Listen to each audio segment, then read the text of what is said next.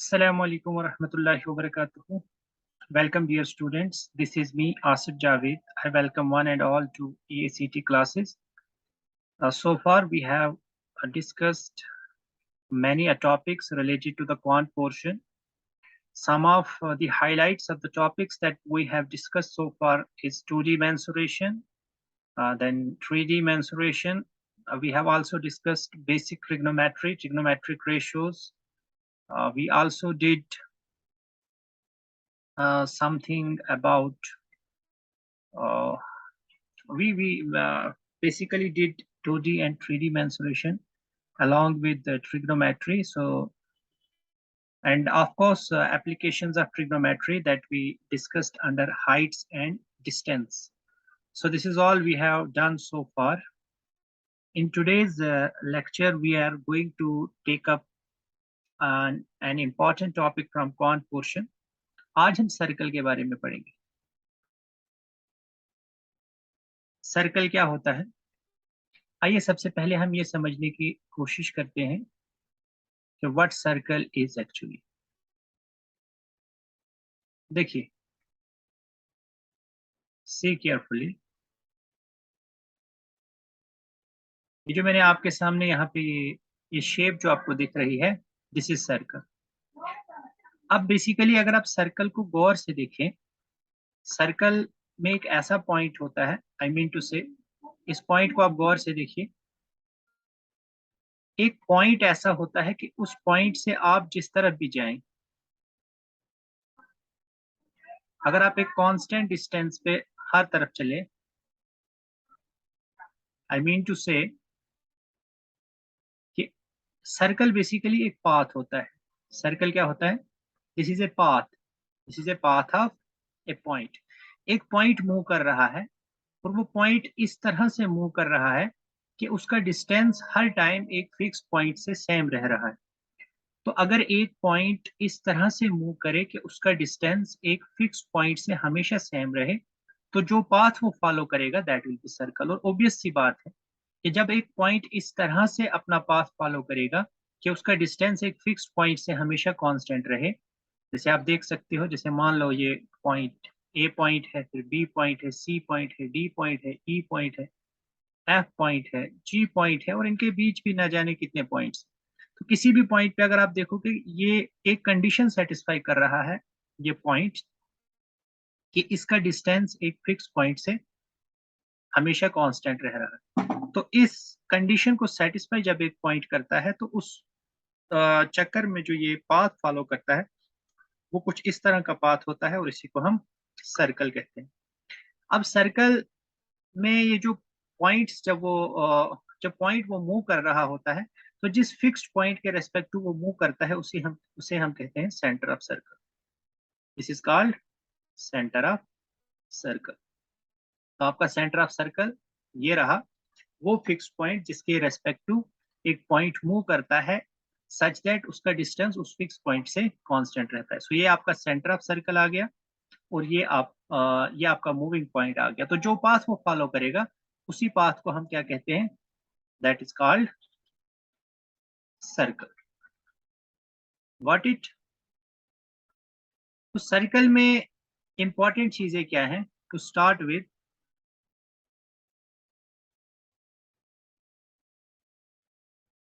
so to start with, in case of circle we have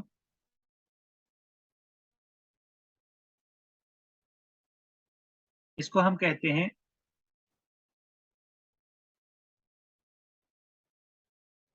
this is called centre of circle. ये जो आपका blackish portion है, बस यही सर्कल होता है. This is your circle. इसके अंदर वाला जो पोर्शन होता है, ब्लैकिश पोर्शन के अंदर वाला पोर्शन, इसको कहते हैं interior of circle. Interior of circle. और जो इसके बाहर वाला पोर्शन होता है इसको कहते हैं exterior of circle. Exterior of circle. ठीक है. अच्छा, इसके अलावा आपको ये मालूम होना चाहिए कि अगर आप कोई भी दो पॉइंट्स को सर्कल पे ज्वाइन करते हैं, सपोज मैं ए पॉइंट लेता हूं और बी पॉइंट, जब आप कोई भी दो पॉइंट्स को ज्वाइन करोगे so that part of the circle, जो ये वाला पार्ट है, it is a part of the circle. कोई भी दो पॉइंट आप ले लीजिए, उन दो पॉइंट्स की हेल्प से जो पार्ट ऑफ सर्कल आपको मिलता है, that is called as arc of circle. इसे क्या कहते हैं? This is called arc of circle. तो यहाँ पे क्योंकि ए और बी के बीच में ये आर्क है, इसलिए इसको इस तरह से लिखते हैं ए बी, और इस तरह से हम इस पे नोटेशन देते हैं, this is called arc A B. Suppose अगर हम सी और डी पॉइंट लेते हैं, तो ये सी और डी के बीच में जो पोर्शन होगा, that will be your arc C D. This is arc C D, या इसको हम ऐसे लिखते हैं, इस तरह से लिखेंगे। अब ये आर्क्स भी जो है ये टू टाइप की होती हैं। एक सी और डी के बीच में आपका स्मॉलर डिस्टेंस होगा, और एक सी और डी के बीच में आपका लार्जर डिस्टेंस होगा। तो अगर आप स्मॉलर डिस्टेंस से इनको ज्वाइन करेंगे तो वो वाला part of circle, this is called as minor arc. और अगर आप लार्जर वाला पोर्शन लेंगे, that will be your major arc. तो अगर सी डी के माइनर आर्क की बात करें तो this is your minor arc, and if you talk about major arc, तो मेजर आर्क आपकी कौन सी होगी? ये वाली, this will be your major arc. तो यहाँ से हमें पता चला कि माइनर आर्क क्या होता है और मेजर आर्क क्या होता है। इसी तरह से अगर हम बात करें, एक वर्ड इस्तेमाल होता है कॉर्ड। ये कॉर्ड क्या होता है? कॉर्ड ऑफ ए सर्कल पे थोड़ा सा हम बात करते हैं। What is this cord of a circle? आप कोई भी दो पॉइंट्स जब सर्कल पे लेते हैं, if you take any two points on the circle, suppose you are taking point A and you are taking point B, तो कोई भी दो पॉइंट्स को जो लाइन सेगमेंट ज्वाइन करती है, that is called chord of the circle.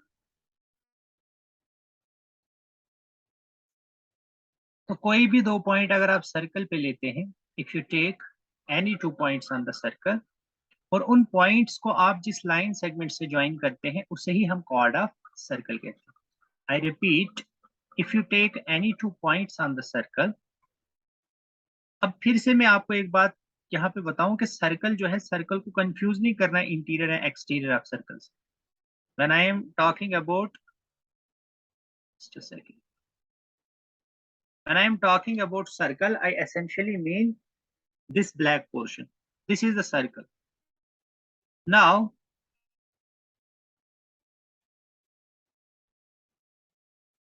अब जब हम इस सर्कल की बात कर रहे हैं, कोई भी दो पॉइंट आप ले लीजिए। सपोज एक पॉइंट आप ए ले लीजिए और एक पॉइंट आप बी ले लीजिए। इन दो पॉइंट्स को जो लाइन ज्वाइन करेगी, the line joining these two points, this is called chord A B. इसी को हम क्या कहेंगे? This is chord A B. और ये कॉर्ड आप कैसे भी ले सकते हैं। सपोज आप पॉइंट्स लेते हैं सी, एंड सपोज ये डी पॉइंट लेते हैं। सी और डी पॉइंट अगर आप ले रहे हैं, इनको आप ज्वाइन कीजिए,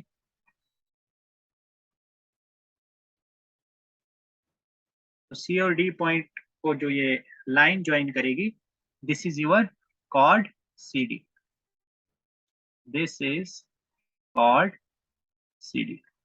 एक चीज आप गौर से देखिए, इफ यू सी केयरफुली, देखिए सबसे छोटी कॉर्ड, मतलब यहां से जब आप शुरू करेंगे, कॉर्ड इस तरह की होगी। थोड़ा सा ऊपर चले जाइए, कॉर्ड बढ़नी स्टार्ट होगी, और ऊपर आइए, और कॉर्ड बड़ी होगी, और ऊपर आइए, और कॉर्ड बड़ी होगी।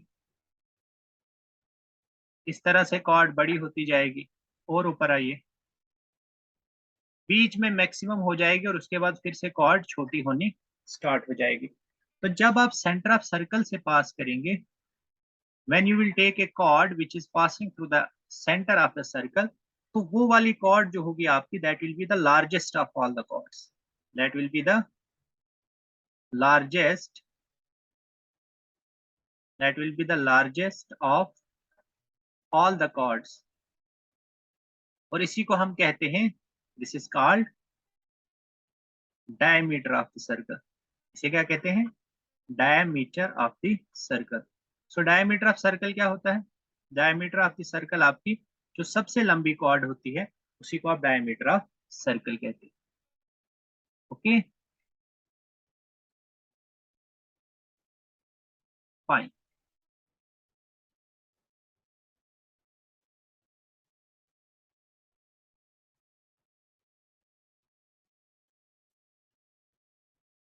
देखिए आपका सेंटर है, ये आपका सेंटर ऑफ सर्कल है, और ये जो कांस्टेंट डिस्टेंस होता है ये वाला डिस्टेंस, दिस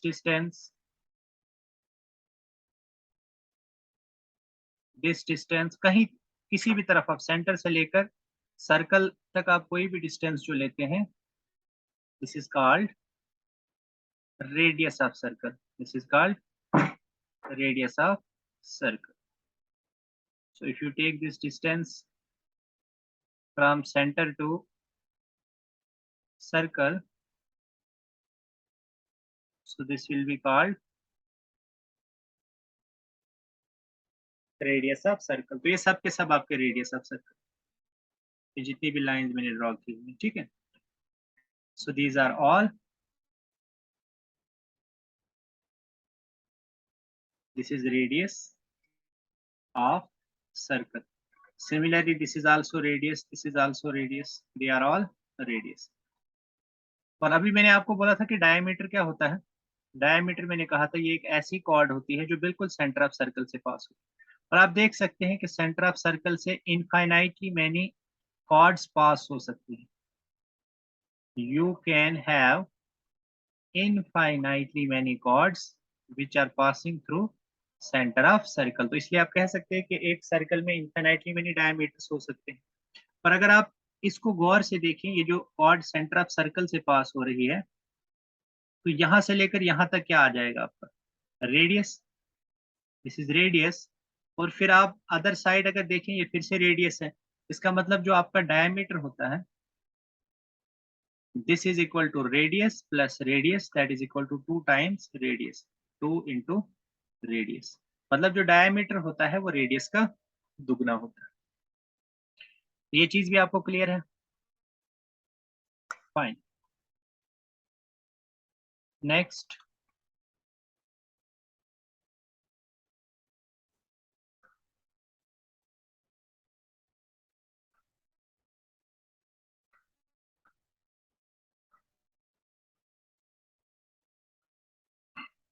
ये हो गया आपका radius.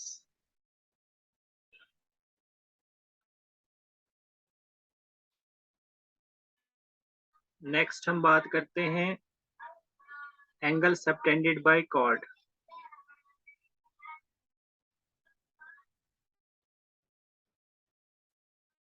Angle subtended by chord क्या होता है, देखिए मैं आपको समझाता हूँ। Angle subtended by chord at the center of circle, at the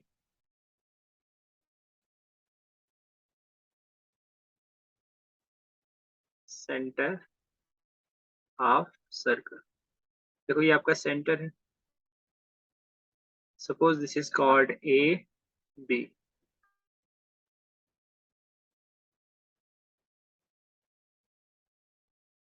this called A B. तो ये कौन सा एंगल सबटेंड करेगी सेंटर ऑफ सर्कल पे, दिस एंगल,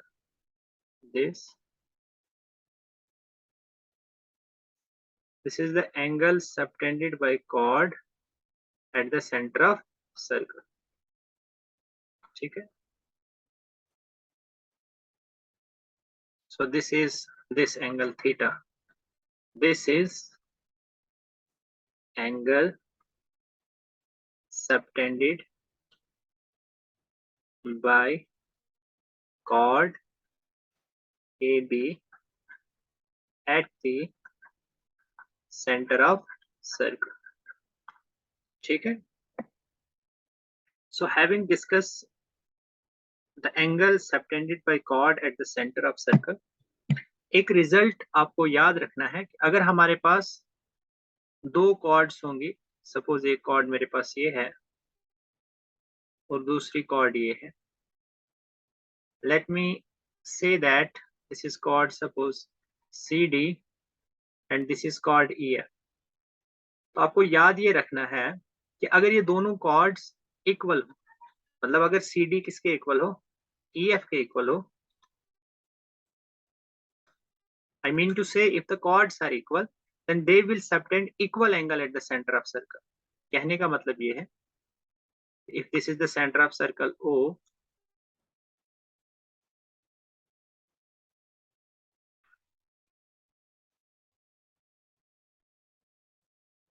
तो ये देखिए आप, this is the angle subtended by this chord and this is the angle subtended by this chord at the center of circle. I mean to say angle COD and angle EOF. Angle EOF. So both of these angles are equal.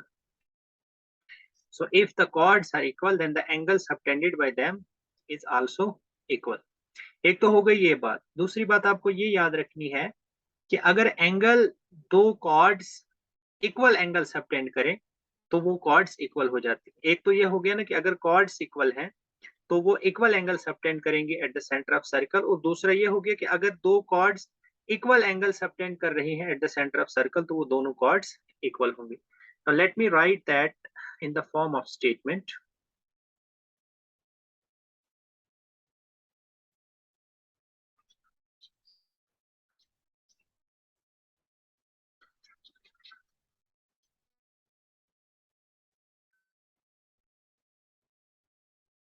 क्या मतलब है इसका?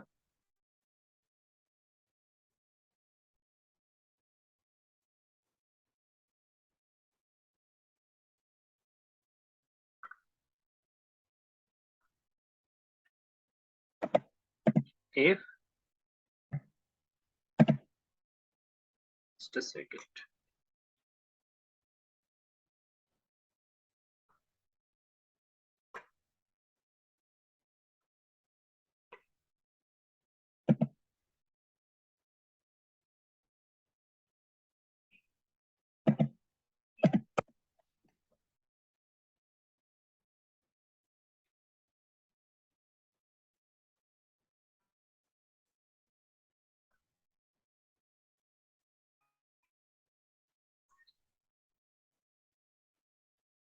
If two chords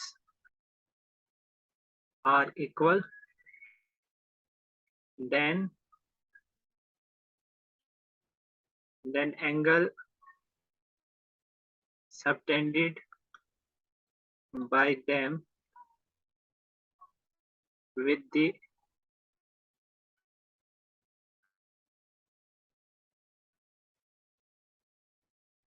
the center of circle are equal, and conversely if angle subtended by two chords are equal, angle subtended with the center with the center by two chords are equal, then the chords are equal. तो यही चीज है जो मैंने आपके साथ अभी discuss की। आप में से कुछ बच्चे सोच रहे होंगे कि sir how is it true, तो उन बच्चों के लिए जो इसके लॉजिक में थोड़ा सा इंटरेस्टेड है उनके लिए मैं बता देता हूं कि what is the logic behind it. It's very simple. आप देखिए,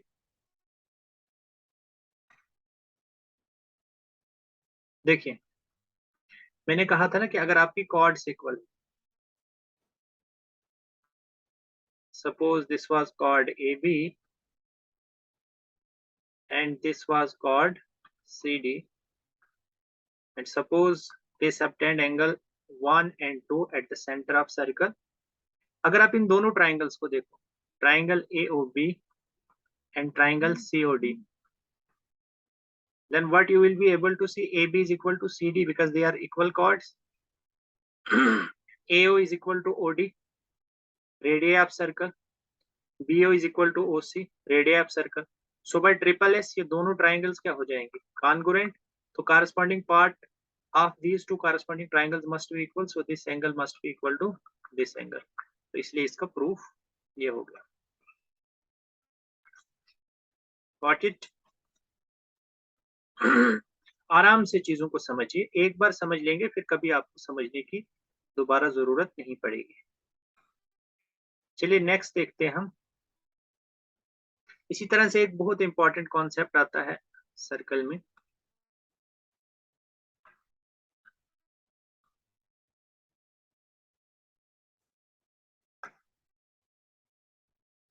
कॉन्सेप्ट कुछ इस तरह से है।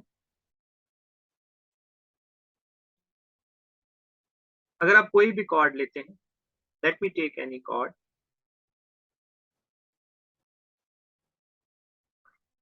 कोई भी कॉर्ड आप ले लीजिए, ठीक है। Take any cord,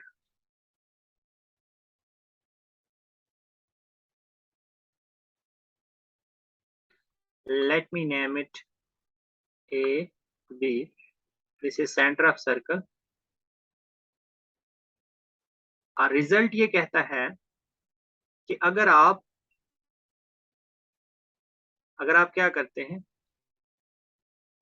centre of circle से एक परपेंडिकुलर ड्रा करते हैं, if you draw a perpendicular from the centre of circle on any chord, there is nothing special about this A B cord.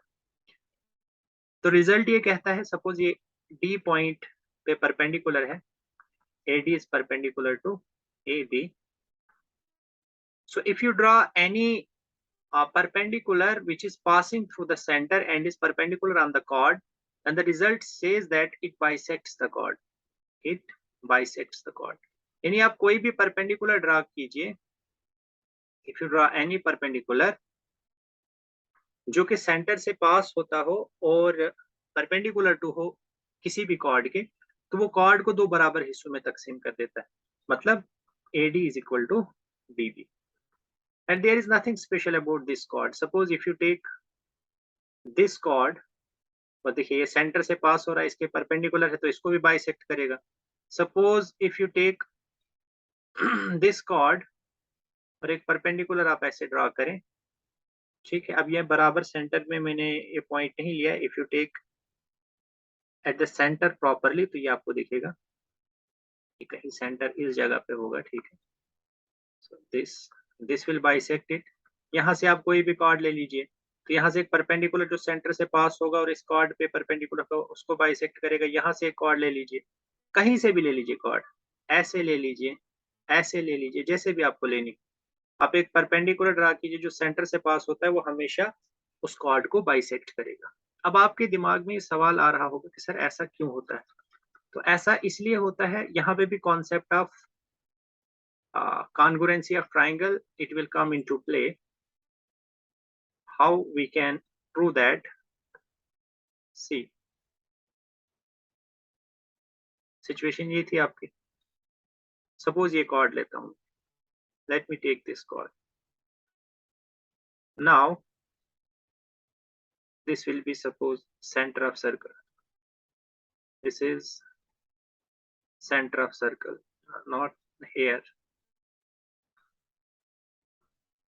it will be somewhere maybe this place। अब आप यहाँ से एक perpendicular draw कीजिए, ठीक है, ये आपका centre, this is called AB, suppose this is point D। तो आपको ये प्रूव करना है कि AD किसके इक्वल है, DB के बराबर। आप इन ट्राइंगल्स को कंप्लीट कीजिए, इस ट्राइंगल को और इस ट्राइंगल को। तो ये परपेंडिकुलर है, गौर से देखिएगा, इसको एंगल 1 नाम रखिए, इसका एंगल 2 नाम रखिए। So if you see carefully, AO किसके इक्वल होगा, OB के, because radius of circle. OD किसके इक्वल होगा, OD के, क्यों, बिकॉज दिस इज कॉमन। और एंगल 1 किसके इक्वल होगा, एंगल 2 के, बिकॉज ईच 90 डिग्री। तो अगर आप देखिए किस क्राइटेरियन से, by AAS criterion, this triangle is congruent to this triangle, तो इसलिए AD किसके इक्वल हो जाएगा, BD के। So by CPCT that is by corresponding parts of congruent triangles. Since triangle AOD is congruent to triangle DOB, AOD triangle, this is congruent to triangle DOB. Therefore, by CP/CT, we can say that AD is equal to DB. So it bisects. तो याद आपको क्या रखना है, अब जो याद रखने वाली बात है,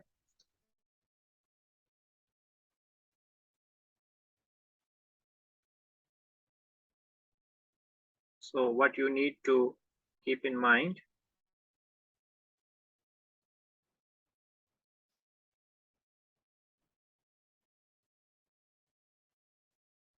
so what you need to keep in mind is that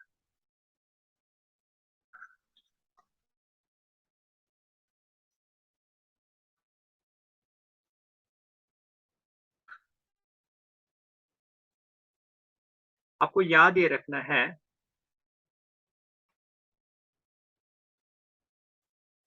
आपको याद ये रखना है, line perpendicular to any chord of this circle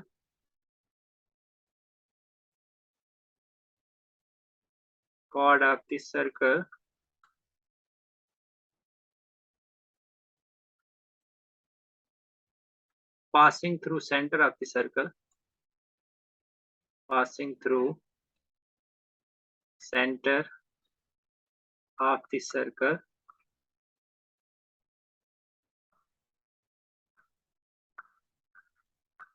bisects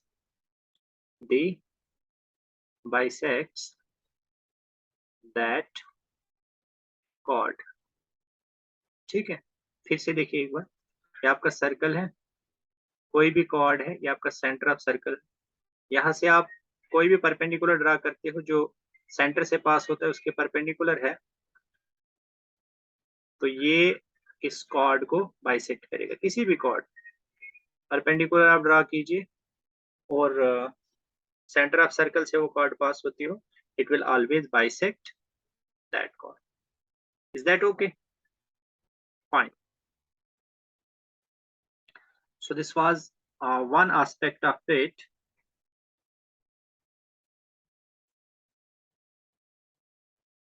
इसका कन्वर्स भी ट्रू है। इसका कन्वर्स क्या होगा बच्चे, कि अगर आपके पास सर्कल है और एक लाइन नॉट नेसेसरली पर, अभी हम यहाँ पे परपेंडिकुलर नहीं कह, एक लाइन है जो परपेंडिकुलर नहीं कहना चाहिए, जो एक लाइन है जो एक कॉर्ड को बाइसेक्ट करती है। अगर ये बाइसेक्ट करती है किसी भी कॉर्ड को, एक लाइन जो सेंटर ऑफ सर्कल से पास होती है, so if the line which passes through the center of circle it bisects a chord, तो वो परपेंडिकुलर हो जाएगी उस कॉर्ड के। मतलब this is both ways true. अगर आप ये प्रूव कर देते हैं कि एक लाइन जो सेंटर ऑफ सर्कल से पास होती है और बाइसेक्ट करती है कॉर्ड को, तो वो परपेंडिकुलर हो जाएगी उस कॉर्ड के। इसी तरह से अगर आप ये कहते हैं कि एक कॉर्ड परपेंडिकुलर है, एक एक लाइन जो परपेंडिकुलर है एक कॉर्ड के और सेंटर ऑफ सर्कल से पास होती है, तो वो उस कॉर्ड को बाइसेक्ट करेगी। थोड़ा सा मैं कॉन्क्रीट एग्जांपल आपको देने की कोशिश करता हूँ। सपोज ये आपके पास सर्कल है, ये कॉर्ड है आपकी 5 सेंटीमीटर की, दिस इज 5 सेंटीमीटर कॉर्ड, ठीक है। और मैं यहाँ से ये सेंटर है, यहाँ से एक लाइन सेंटर ऑफ सर्कल से पास होती है और परपेंडिकुलर है इसके, सपोज ये डी पॉइंट है, तो AD कितना होगा, AD भी 5/2 हो जाएगा और DB भी 5/2 हो जाएगा। कन्वर्सली अगर एक लाइन जो है वो परपेंडिकुलर है, सेंटर ऑफ सर्कल से पास हो रही है और इस कॉर्ड को बाइसेक्ट कर रही है, तो ये परपेंडिकुलर हो जाएगी इस कॉर्ड के। So this is both ways true. Hope this is clear to one and all. So this you have to keep in mind. चलिए,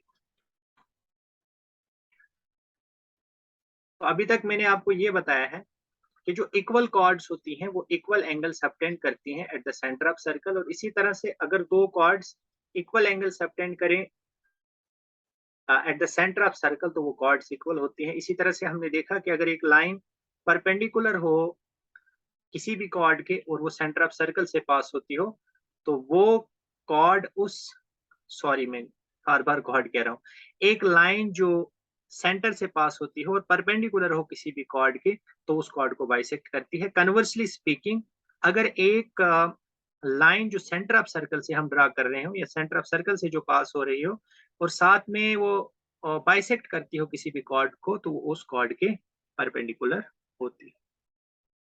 फाइन, ओके। अब नेक्स्ट देखिए आप, अब नेक्स्ट चीज जो मैं आपको बताने जा रहा हूं वो क्या है।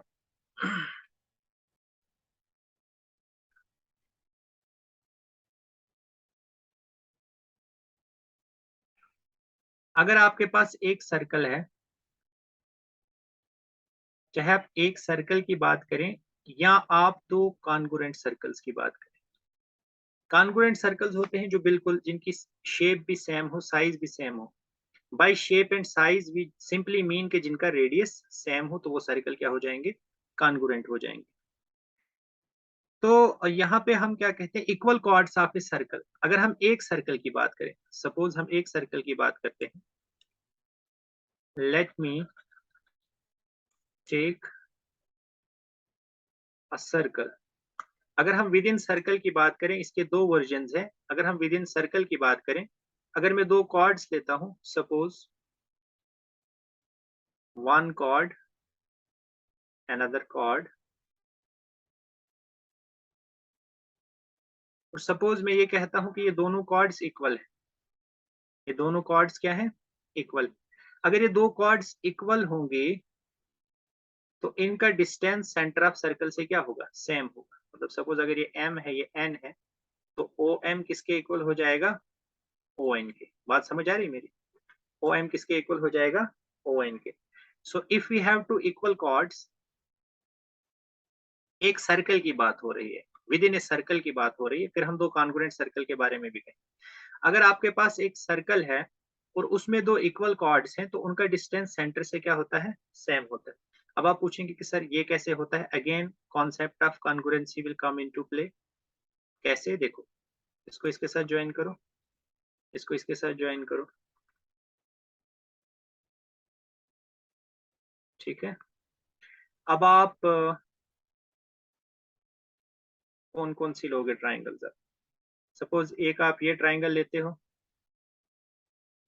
If you take this triangle, ये वाली ट्राइंगल,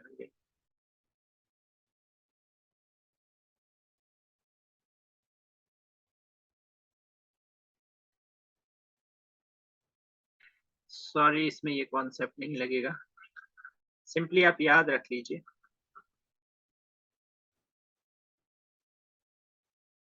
कि जो दो कॉर्ड्स,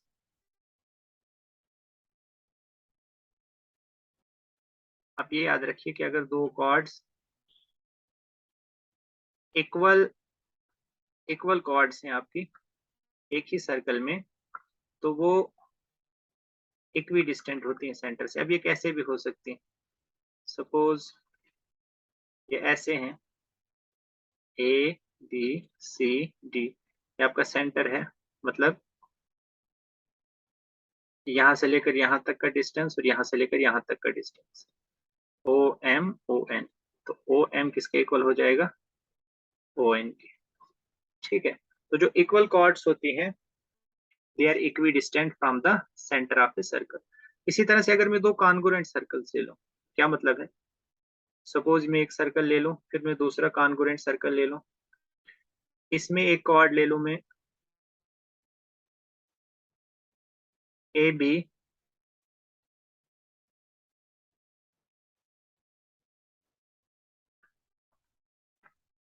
और यहाँ पे मैं एक कॉर्ड ले लूं सी डी।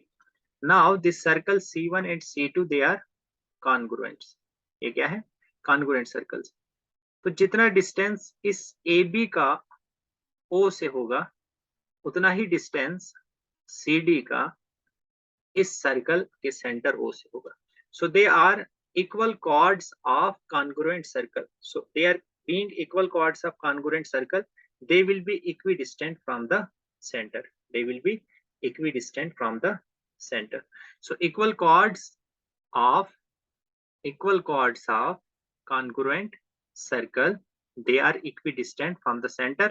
और within same circle की अगर हम बात करें तो equal chords within circle, they are also equidistant from the center. And for congruent circles, again they are equidistant because the circles are congruent, so obviously they will be having equal distance from the center of the circle. और इसका converse भी true है. Converse इसका ये है कि अगर दो chords within a circle equidistant हो फ्रॉम सेंटर तो वो इक्वल हो जाती हैं. इसी तरह से दो कॉन्ग्रुएंट सर्कल्स की कॉर्ड्स अगर इक्विडिस्टेंट हो फ्रॉम द सेंटर तो वो दोनों कॉर्ड्स भी क्या हो जाएंगी, इक्वल. अगर इक्वल थी तो इक्विडिस्टेंट फ्रॉम द सेंटर हो रही थी, और अगर वो इक्विडिस्टेंट फ्रॉम द सेंटर है तो कॉर्ड्स इक्वल हो जाएंगे. So they are something, these are some things which are some things which tell us about equality of the chords, कि chords कब equal होती हैं. So having said this, और हम आगे बढ़ाते हैं अपने इस लेक्चर को. इसी तरह से there is one to one correspondence between arcs and chords, क्योंकि देखिए दोनों का वजूद एक दूसरे पे डिपेंड करता है. When you talk about arc, you definitely talk about chord, and conversely. Suppose आप arc AB की बात कर रहे हैं. If you are talking about arc AB, this arc AB, then at the same time you are talking about chord AB, है ना. Similarly, अगर आप बात कर रहे हैं chord CD के बारे में, ये आपकी chord AB थी, हमेशा माइनर आर्क की बात कर रहे हैं unless otherwise stated. तो CD अगर आपकी आर्क है तो इसके कॉरस्पॉन्डिंग आपकी जो कॉर्ड होगी CD ये होगी. तो रिजल्ट बेसिकली आपके पास ये है कि अगर दो आर्क्स आपकी कॉन्ग्रुएंट है, अगर दो आर्क्स कॉन्ग्रुएंट है, सपोज ये आर्क CD है या आर्क AB है, मतलब अगर आर्क AB किसके इक्वल हो जाए, आर्क CD के, तो उस केस में जो AB है वो किसके इक्वल हो जाएगा, CD के. क्लियर है? So I mean to say, if two arcs of a circle are congruent, then their corresponding chords are equal. And conversely, अगर दो chords equal हो जाएं, suppose AB is equal to CD, तो इनके corresponding जो arcs होंगी, they are also equal or congruent. So if chords are equal, then the corresponding arcs are equal, and if the arcs are equal, then the corresponding chords are also equal. So this is another thing which you have to keep in mind.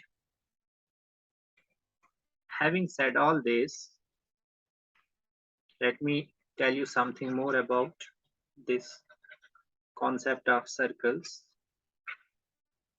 Okay.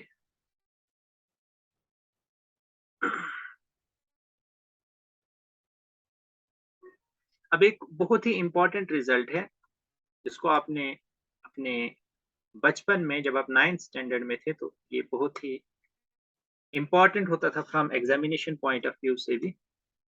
Basically result ये कहता है कि अगर आप कोई भी arc लेते हैं, देखो जब भी मैं आर्क कह रहा हूं तो आप उसको कॉर्ड भी कह सकते हो, because arcs and chords are in one-to-one correspondence with each other. If the chords are equal, then the arcs are equal, and if the arcs are equal, then their corresponding chords are also equal. तो result कुछ इस तरह से है कि अगर आपके पास एक कॉर्ड है, बेसिकली यहाँ पे आर्क में ये रिजल्ट है, बट हम इसको कॉर्ड की टर्म में भी अगर देखें, सपोज ये आपके पास एक कॉर्ड है, जस्ट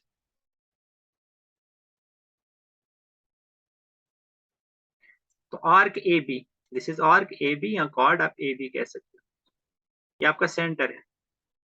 ये क्या करेगी, this will subtend an angle at the center. ठीक है, तो सेंटर पे ये कौन सा एंगल सबटेंड कर रही है? Angle AOB।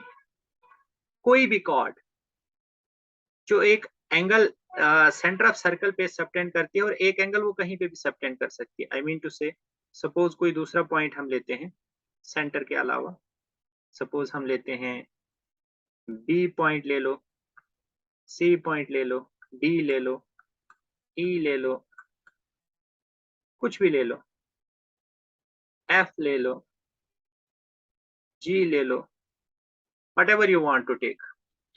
तो अगर आप देखो यहाँ पे ये रिजल्ट ये कहता है, this result says that angle subtended by an arc or a chord at the center of circle is always 2 times the angle subtended by the same arc at any other point of the circle। मतलब ये arc, ये वाली arc centre of circle पे जो angle subtend करती है that is always equal to 2 times angle subtended by any other point. जैसे angle B पे ये कौन सा करेगी?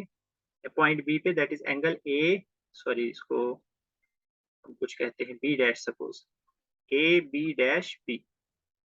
सो angle subtended at the centre is always 2 times the angle subtended at any other point। इसी तरह से अगर आप ये वाला एंगल देखें, कौन सा? Angle ACB, this will be also half of angle AOB। इसी तरह से आप एंगल ADB देखें, this will be also half of angle AOB। if you see at angle AEB, this will be half of angle AOB। Fine. तो जो भी ये arc, अब हम बेसिकली जब हम आर्क देख रहे हैं we will be basically looking at this part of the circle. ठीक है, तो जब हम मेजर आर्क लेंगे we will be looking at this part of the circle. So this is how we look at this result.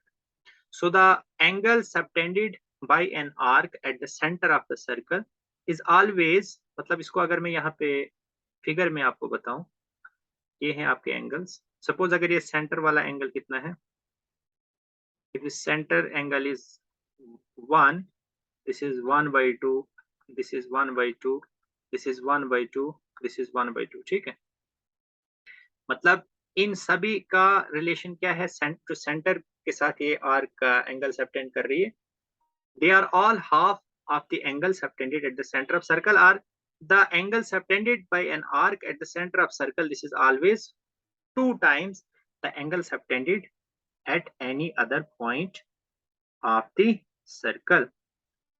okay, fine।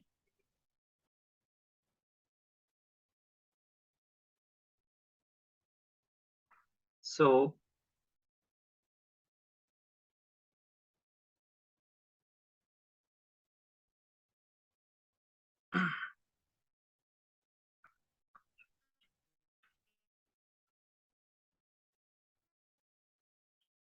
अब एक और चीज मैं आपको बताता हूँ सर्कल के बारे में, वो है segment of the circle.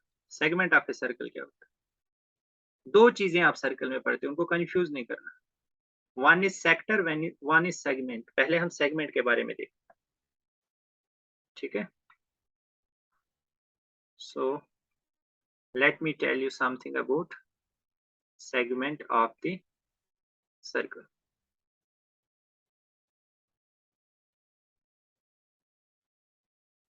let me call this as center, circle with center at O। so what I am doing here, अब कोई भी कॉर्ड ले लीजिए, you take any chord, you take any chord, suppose this is chord AB। तो कोई भी cord जो है ना वो सर्कल को दो बराबर बराबर कह रहा हूँ, मतलब दो हिस्सों में उसको डिवाइड करती है। एक ये वाला पार्ट हो गया,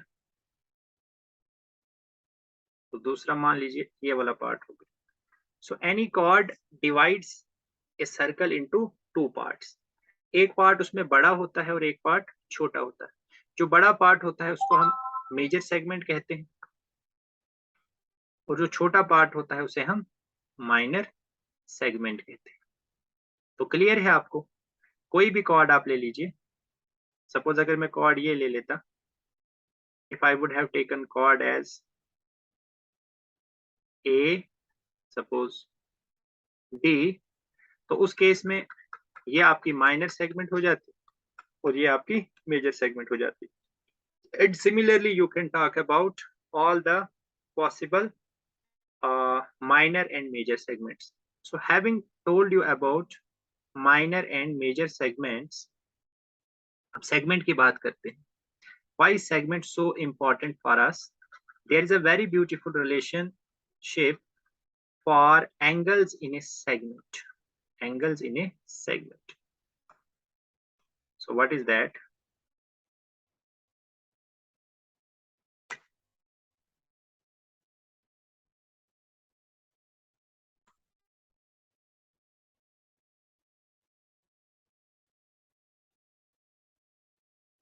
देखिए,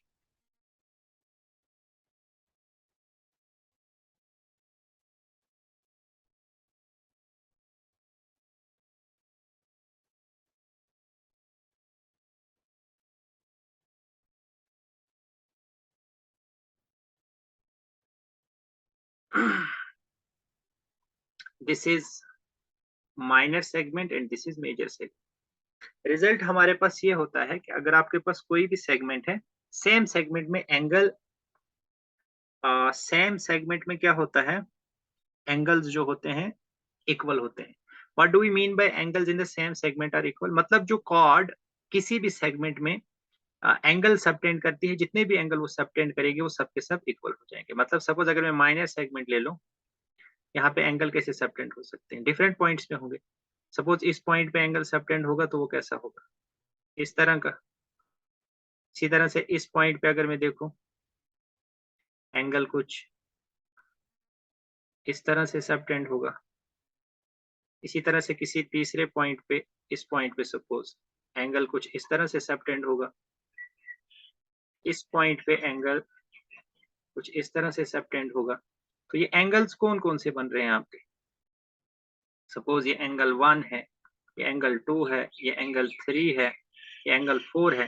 तो जो एक कॉर्ड सेम सेगमेंट में जितने भी एंगल सबटेंड करती है वो सब के सब इक्वल होते हैं। मतलब angle 1 is equal to angle 2 is equal to angle 3 is equal to angle 4। Similarly likewise for major segment. Suppose आप इस पॉइंट पे ले रहे हो, ये एंगल आएगा। इस पॉइंट पे ले रहे हो, ये एंगल आएगा।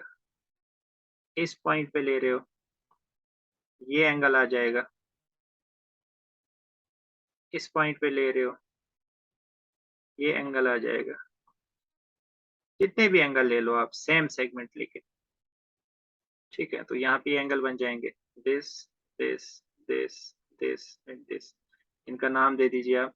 सपोज 5, 6, 7, 8, 9।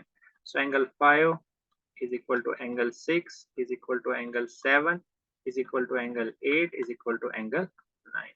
तो ये मैंने बिल्कुल इलस्ट्रेशन से आपको बता दिया कि angles in the same segment are always equal. Is that okay? अच्छा, इसी तरह से आप देखिए, मैंने आपको कहा था कि जब आप सेंटर ऑफ सर्कल की तरफ बढ़ते हैं तो आपकी कॉर्ड की लेंथ जो है वो बढ़ना स्टार्ट हो जाती है। और वो वाली कॉर्ड जो सेंटर ऑफ सर्कल से पास होती है वो सबसे बड़ी कॉर्ड होती है सर्कल की। और उसी कॉर्ड को हम एक नाम से जानते हैं जिसे हम डायमीटर ऑफ सर्कल कहते हैं। फिर से मैं थोड़ा सा ये रिपीट करता हूँ। ये देखिए,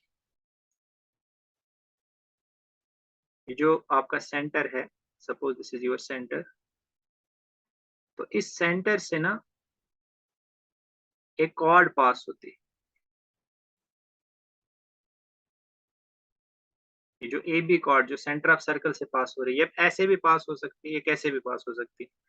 जरूरी नहीं है ऐसे पास होगी, ये ऐसे भी पास हो सकती थी, ठीक है? ये ऐसे भी पास हो सकती है, सिर्फ सेंटर ऑफ सर्कल से पास होनी चाहिए। ये सब के सब आपके डायमीटर्स क्लियर है, they are all diameters, they are all diameters. अब डायमीटर की खासियत ये होती है कि जो भी आप सेंटर ऑफ सर्कल से क्योंकि ये पास हो रहा होता है, तो ये एक ऐसी कॉर्ड होती है जो सर्कल को दो बराबर हिस्सों में तकसीम कर देती है। It divides the circle into two equal parts. तो वो जो इक्वल पार्ट्स होते हैं उनको हम सेमी सर्कल कहते हैं, उन्हें हम क्या कहते हैं, सेमी सर्कल कहते हैं। तो एंगल जो सेमी सर्कल में सबटेंड होते हैं, they are all 90 degree. This is very important result. ये आपका सर्कल है,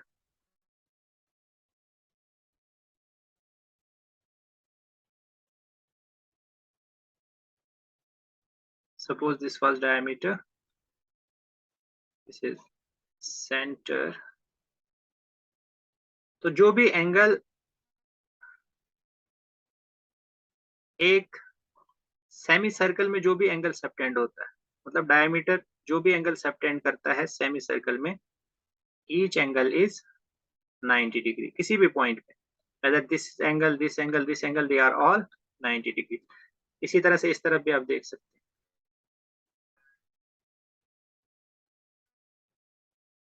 तो angle subtended in the semi circle, angle in the semi circle, इसको शॉर्टकट में से लिखते हैं, इज 90 डिग्री और राइट एंगल। कोई भी एंगल जो सेमी सर्कल में सबटेंड होता है वो क्या होता है, this is always a right angle. एक लास्ट कॉन्सेप्ट मैं आपको आज बता रहा हूं, उसके बाद हम नेक्स्ट लेक्चर में फर्दर इसको स्टडी करेंगे सर्कल्स को। देखिए नेक्स्ट क्या है आपका, एक कॉन्सेप्ट आता है साइक्लिक क्वाड्रिलेटरल का। अब आप कहेंगे कि सर इस क्वाड्रिलेटरल का यहाँ पे क्या काम, what the hell we are doing here, we are done with quadrilateral। This is the concept of cyclic quadrilateral। Cyclic quadrilateral has to do something with the circle। होती क्या है cyclic quadrilateral, what is this? So let us see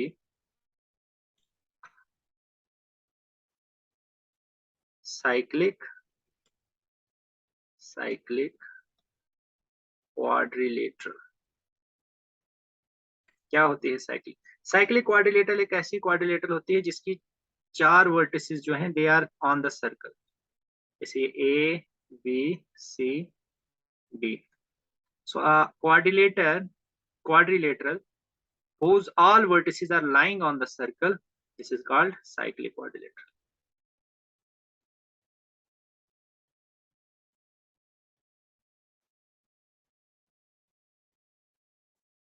ये रही आपकी cyclic quadrilateral. So this is your cyclic quadrilateral। अब cyclic quadrilateral basically कैसे हम prove करते हैं कि कोई क्वाड्रिलेटरल साइक्लिक क्वाड्रिलेटरल होती है। सबसे पहली बात तो अगर हमारे पास एक साइक्लिक क्वाड्रिलेटरल है तो इसके जो अपोजिट एंगल्स होते हैं, opposite angles of a cyclic quadrilateral are supplementary. मतलब angle A plus angle D this is equal to 180 degree. इसी तरह से angle B plus angle C is equal to 180 degree. लेकिन इन जनरल अगर हमारे पास कोई भी क्वाड्रिलेटरल दी गई हो और हमें ये प्रूव करना हो कि वो साइक्लिक है या नहीं है, whether it's four vertices are lying on a circle of certain radius, तो उसके लिए हमें सिंपली ये चेक करना है कि हमें प्रूव करना है कि उसके अपोजिट एंगल्स जो हैं they are supplementary। If we can somehow prove that the opposite angles of a quadrilateral are supplementary, then we can easily conclude that the quadrilateral is cyclic quadrilateral। So this is it for today।